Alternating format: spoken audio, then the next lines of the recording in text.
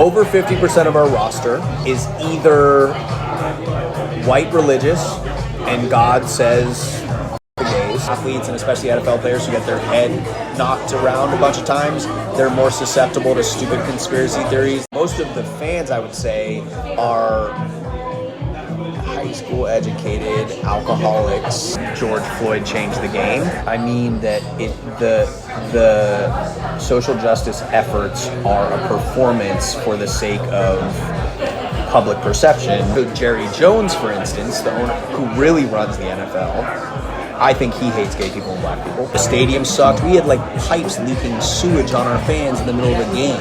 And I have to put out a social post saying like, it wasn't sewage water, we promise. That is state-run media.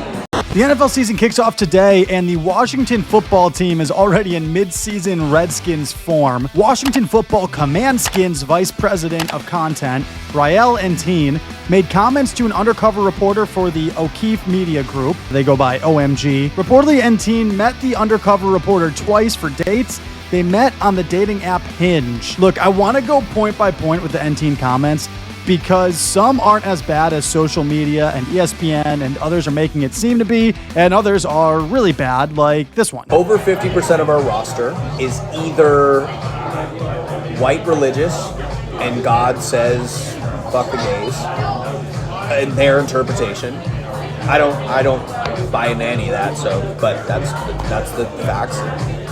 Another big chunk is very low-income African-American that comes from a community that is inherently very homophobic. I have a very analytical mind, so I tend to jump to whether something you're saying could be possibly true or not. That's usually my first response instead of an emotional response. Looking through the Commanders roster, I counted 12 white guys to 41 non-white. I don't see how 50% of the roster could be white religious when white people only make up 22.6% of the roster. Even if you do have a majority of white religious people in your locker room, which doesn't seem mathematically possible, your statement is based on a false assumption. You're making the assumption that all religious white people are so extreme that they think that God dislikes homosexuality. That's farcical in and of itself. Another big chunk is very low-income African-American that comes from a community that is inherently very homophobic. First of all, I want to commend this guy's dating game. I mean, you want to get some chick back to your apartment. That is panty peeler material if I've ever heard it.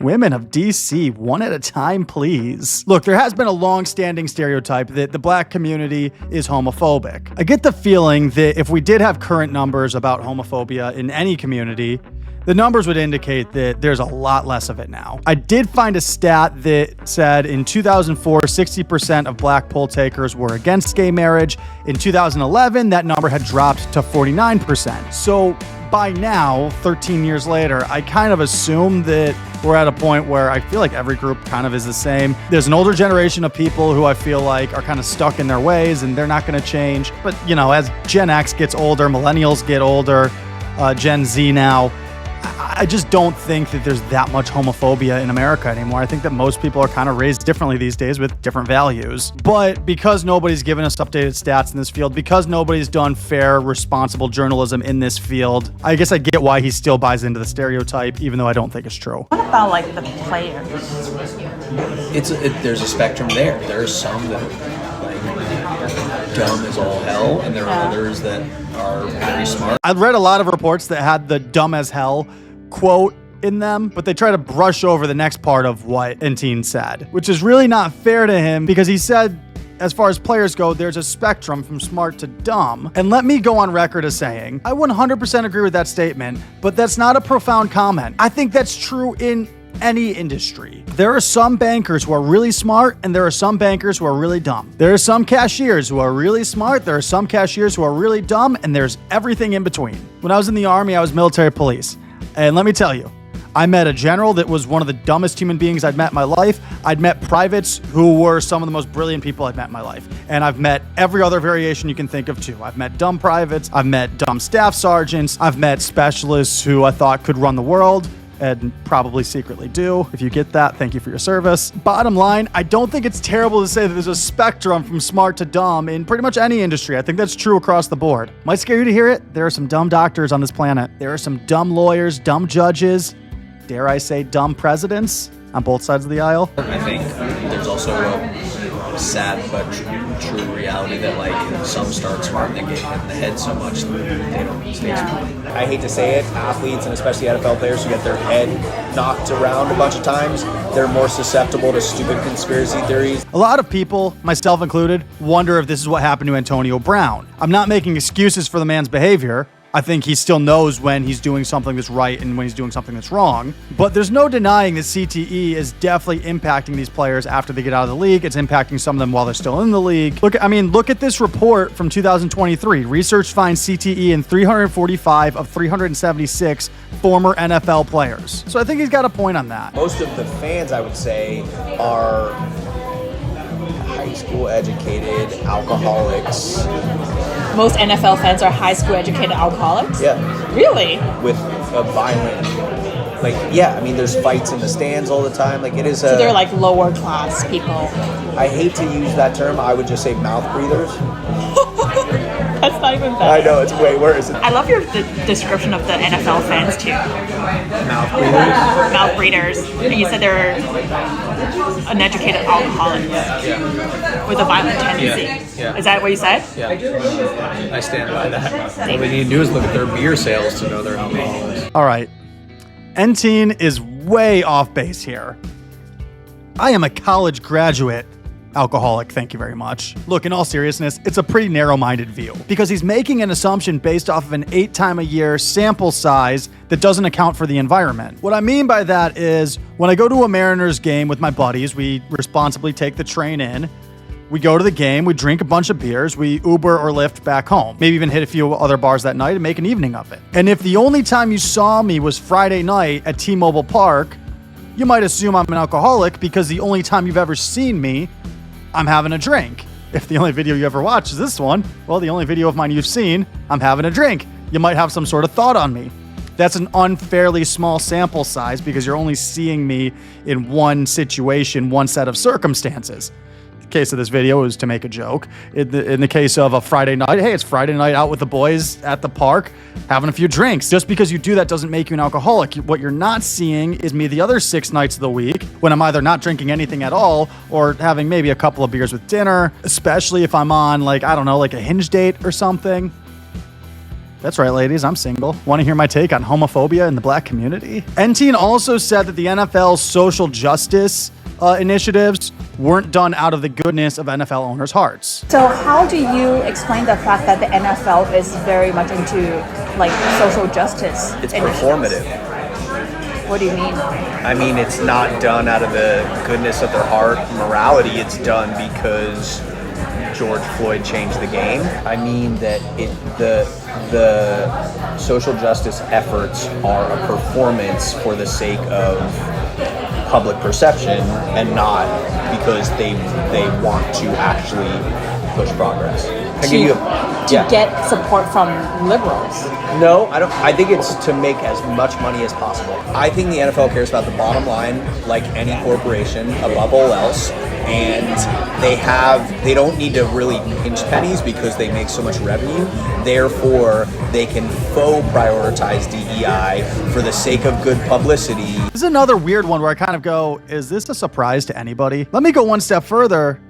Is there anything wrong with that? Hear me out. The NFL is a business with 32 franchises, 31 franchise owners, one massive ownership group out in Green Bay. Of course, these guys care about the business and the bottom line. That just makes sense. When you buy an NFL team, it's an investment. It's a very fun investment, but it's not the same thing as like buying a car. You buy a car, it depreciates in value the longer you have it. An NFL franchise should increase in value the longer you have it because you and the other owners take steps and sign up for initiatives and put into practice things that'll make the NFL and all of its assets worth more. So having initiatives like My Cause, My Cleats or the Wounded Warrior Project uniforms that they sell, the jerseys they sell, if that raises money for a good cause and helps the NFL to grow, what's the harm? I don't see the issue in that. So yes, the NFL is 100% a business, but I don't really see what the problem is with that, especially as it applies to good causes. And besides, what's the alternative? So if the NFL and its owners see a good cause and they think it's a good idea, should they not promote it and encourage it in the league? Well, then people are just going to say that the NFL doesn't care about anybody or anything.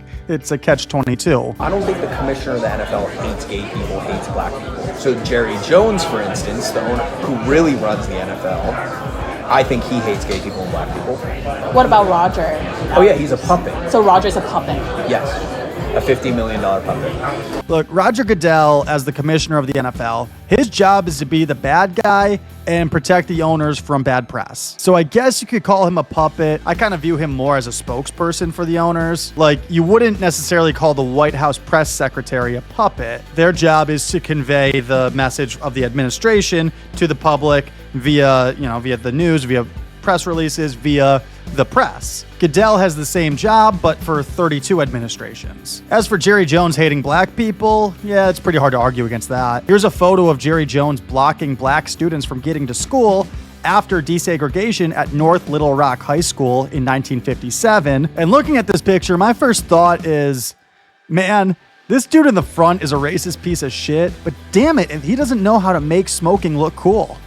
I mean, this guy is like a straight up greaser. Look at the hair. I mean, holy shit. Still, probably died of lung cancer, and while I don't wish death upon anybody, I do kind of hope that on his deathbed he thought of that day and felt some shame, felt some embarrassment over it. As for Jerry Jones, look, I do get the values change over time. My values in 2011 and my values today are very different.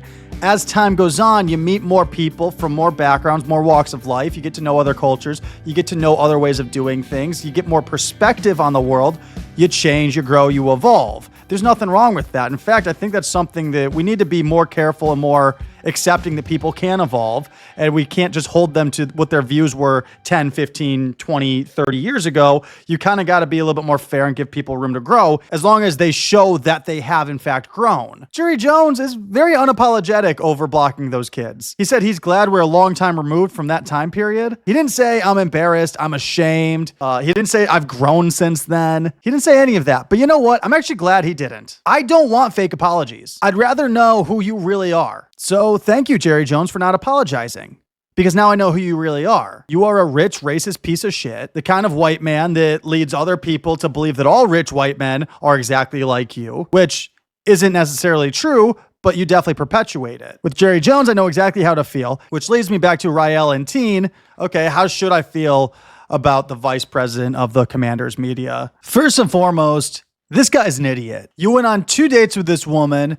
Both dates, she somehow is recording you the whole time. I really hope she had some small, tiny camera that you couldn't see, that was like a pen camera, some James Bond type of shit.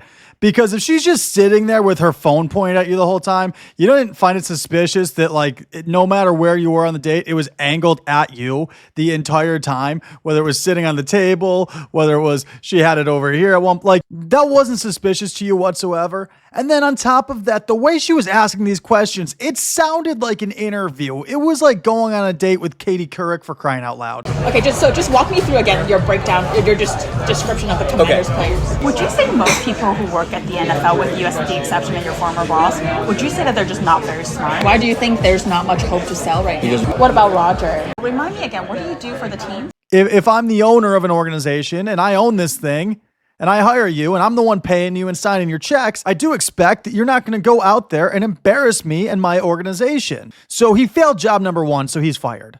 That's pretty obvious. It was embarrassing to him, it was embarrassing to the league. But me personally, Seattle Mike, how do I feel about it? I can kind of get over everything he said. It was point of view stuff. It was his opinion of Roger Goodell. It was his opinion on what he thinks the players in the locker room feel about homophobia, how he thinks that the league feels about my cause, my cleats, and all the different initiatives. That's all opinion. It's very conjecture. It's very speculative. Fine. Even though I don't agree with a lot of it, fine. I can have a difference of opinion with you and be fine with you. The thing that I can't get past, you covered up leaking sewage onto people. The stadium sucked. We had like pipes leaking sewage on our fans in the middle of a game.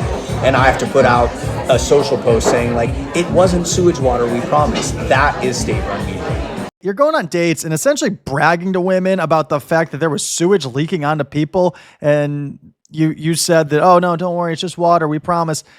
When you're kind of out bragging about that, it's a health code violation. It's disgusting. These fans worked hard for their money to go to the games, and they don't go every week, these violent high school educated alcoholics, as you like to call them. Bottom line, for a guy calling others dumb as hell, doesn't exactly come off as the sharpest tool in the toolbox himself. I am Mike on the mic. Thanks for watching. Please remember to like and subscribe to help the channel grow, and I will catch you guys next time. Later.